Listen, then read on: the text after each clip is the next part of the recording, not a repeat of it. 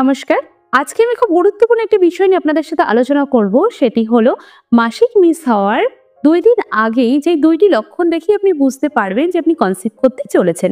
হ্যাঁ, এখন অনেক মায়েরাই আছে যারা পিরিয়ড মিস হওয়ার আগে জানতে ইচ্ছা করে, আমি কি এই মাসে পিরিয়ডটা মিস হলে কি মা হতে পারবো? তাদের জন্য আজকের এই ভিডিওটি অনেকটাই হেল্পফুল হতে চলেছে। কারণ এই ২টি পয়েন্ট এতটাই মূল্যবান, যেটা দেখেই আপনি বুঝতে পারবেন যে আপনি কনসিভ করতে চলেছেন।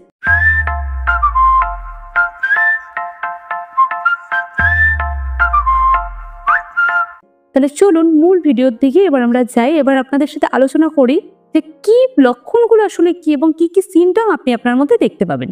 একটি মাসিক চক্র থেকে অন্য একটি মাসিক চক্রে যাওয়ার আগে আমাদের মনের মধ্যে যেমন একটা নানান রকম টানাপোড়েন দেখা যায়, তেমন আমাদের শরীরের মধ্যেও কিন্তু নানান রকম পরিবর্তন কম বেশি সব নারীদেরই দেখা যায়, কারো কম বা কারো বেশি। এবার সমস্যাটা কোথায় হচ্ছে, আপনারা গুলিয়ে ফেলছেন যে আমাদের কি এবার পিরিয়ড হবে না আমরা মা হতে পারবো। তো এবার অনেক নারীদের মধ্যে তো নানা রকম সমস্যা দেখা যায়। এবার আপনি যদি আগে থেকেই বুঝে যান যে আপনি প্রেগনেন্ট, তাহলে আপনি বেশ কিছু সতর্কতা নিতে পারবেন বা আপনার মিসক্যারেজ থেকেও কিন্তু আপনার বেবিকে আপনি আটকাতে পারবেন। এবার যে প্রয়োজনীয় যে ব্যাপারগুলো আপনাদের সাথে আলোচনা করবো, সেটা ইস্ট্রোজেন বা প্রোজেস্টেরনের মাত্রা যদি বেড়ে যায়, আপনার মেজাজের মধ্যে যেমন একটা পরিবর্তন দেখা দেবে, তেমন শারীরিক নানান রকম ওঠানামা আপনি আপনার মধ্যে ফিল করতে পারবেন। প্রধান যেই লক্ষণটি বা গুরুত্বপূর্ণ যেই লক্ষণটি, সেটা হলো ডিসচার্জ নিশ্চিত হওয়া। হ্যাঁ, এই ডিসচার্জ নিশ্চিত হওয়াটা ব্যাপারটা প্রথমটা কেন বলছি, কারণ ফর্টাইল উইন্ডোর বা এই উর্বর সময় যদি আপনি আপনার পার্টনারের সাথে মিলিত হন বা সময় কাটান, সেই ক্ষেত্রে আমরা বলে থাকি যে ১ থেকে ২ দিন পর যে হালকা একটা ডিসচার্জ নিশ্চিত হয়, সেই ডিসচার্জ নিশ্চিত হওয়ার পরিমাণটা আপনার পিরিয়ড আসার ২ দিন আগে পর্যন্ত কিন্তু বাড়বে। এবার যদি আপনি এই ডিসচার্জটা দেখেন, সেটা কেমন হবে, মিল্কি হোয়াইট হবে। এতে কোনো যেমন বাজে কোনো গন্ধ থাকবে না, বা এর কোনো চুলকানি বা আপনাকে কোনো অস্বস্তিতে পড়তে হবে না।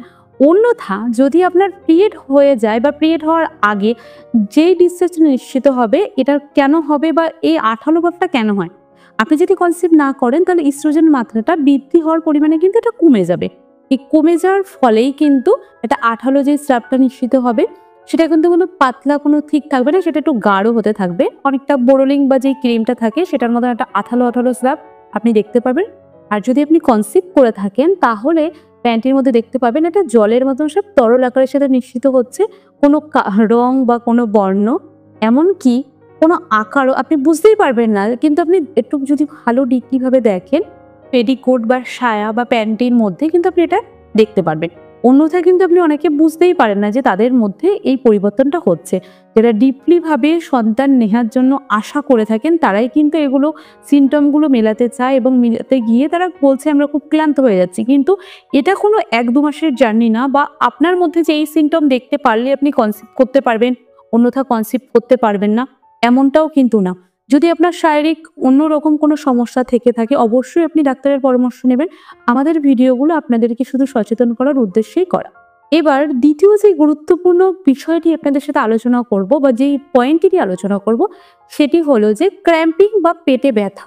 তলপেটে হালকা হালকা পরিমাণে ব্যথাটা বৃদ্ধি পেতে থাকবে। এমনকি ব্যথার জন্য আপনাকে কোনো মেডিসিনও নিতে হবে না। হজমের সমস্যা হতে পারে। এছাড়াও অনেকে বলে থাকেন যে আমার এই সময় কোষ্ঠকাঠিন্য আগে ছিল না, কিন্তু আমি এই সমস্যাটা ফিল করছি। এছাড়াও মেজাজে কিন্তু একটা খিটখিটে মেজাজ, মুড সুইং, এই যে আপনার কান্না পেয়ে যাবে কোনো কারণ ছাড়াই, আপনার মনে হবে যেন এই আপনি কেঁদে ফেললেন। এই সমস্যাগুলো কিন্তু সব হরমোনাল ইনব্যালেন্সের জন্যই আপনি আপনার মধ্যে দেখতে পাবেন। তবে এই যে নানান রকম পরিবর্তন বা নানান রকম চেঞ্জেস, পেটটা ভারী হয়ে যাওয়া বা জরায়ুটা মনে হচ্ছে যেন ক্রমশ পরিমাণে বৃদ্ধি পেয়ে গেছে বা বড় হয়ে গেছে, এই সমস্যাগুলো কিন্তু আপনার একটা মাসিক মিস হওয়ার থেকে নেক্সট মাসিক আসা পর্যন্ত কিন্তু আপনি আপনার মধ্যে এই সমস্যাগুলো কিছু না কিছু আপনি ফিল করতে পারবেন। এছাড়াও 100% মহিলার মধ্যে 90% মহিলাই যে সমস্যাটায় ভোগেন, সেটা হলো স্তনে ব্যথা, বা কোনো পোশাক পরতে গেলে তারা মনে যেন একটু ঢিলেঢালা পোশাক পরলে তারা আরাম বোধ করছেন, বা একটু টাইট পোশাক পরলে ভীষণ পরিমাণে ব্যথা হচ্ছে। এমনকি স্তনের বোঠার চারপাশ জুড়েই ব্যথা থাকছে, বা কালারও হালকা একটু চেঞ্জেস বা পরিবর্তন আপনি আপনার মধ্যে দেখতে পাবেন। এছাড়াও মন উদ্বেগ হয়ে যাবে, খিটখিটে মেজাজের হয়ে যাবেন, বা কোনো কিছুতেই মন না লাগা বা কোনো কাজে মন না লাগা, এই পরিবর্তনগুলো আপনি আপনার মধ্যে কিন্তু দেখতে পারবেন। বা একটা মানসিক দুশ্চিন্তার মধ্যে ভুগবেন, কোনো কারণ ছাড়াই আপনার মধ্যে হঠাৎ করে টেনশন চলে আসবে, কিন্তু বেশ কিছুক্ষণ বাদে আপনি দেখলেন যে আপনার মনটা একদম ফ্রেশ হয়ে গেছে বা ফ্রি মাইন্ড হয়ে গেছেন, চেষ্টা করবেন দুশ্চিন্তা মুক্ত থাকার, এটা আপনার জন্য খুবই উপকারী। মাসিক মিস হওয়ার আগেই যদি এই 2টি লক্ষণ আপনার সাথে মিলে যায়, আপনার যদি এই লক্ষণগুলি মিলে যায়, তাহলে বেশ কিছু সতর্কতা আপনার মেনে চলা উচিত। এবার তাহলে বলি আপনার কি কি মেনে চলা উচিত। অবশ্যই বিশ্রাম আপনাকে কেমন করতে হবে, 8 থেকে 10 ঘন্টা রাতে তো আপনাকে একদমই রেস্টে থাকবে বা ঘুমাতেই হবে।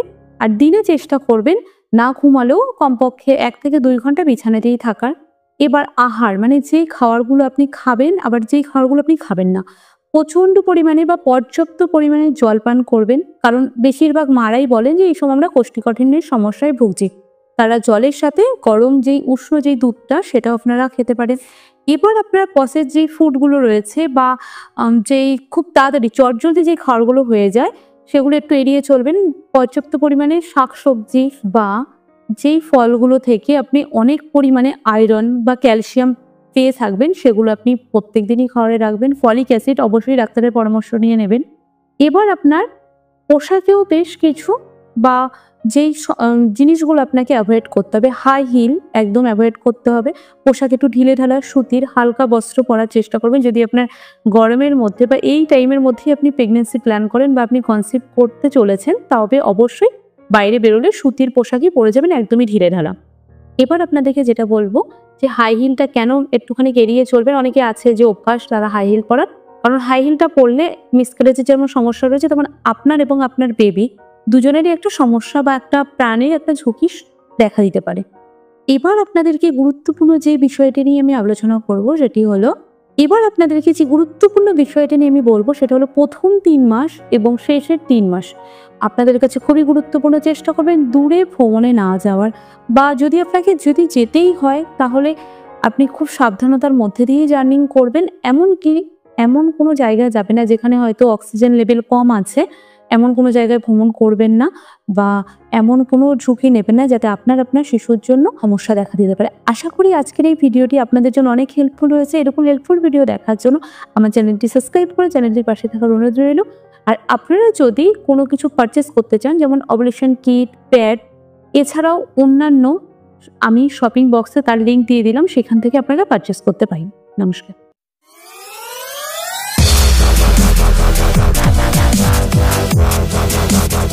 Bye.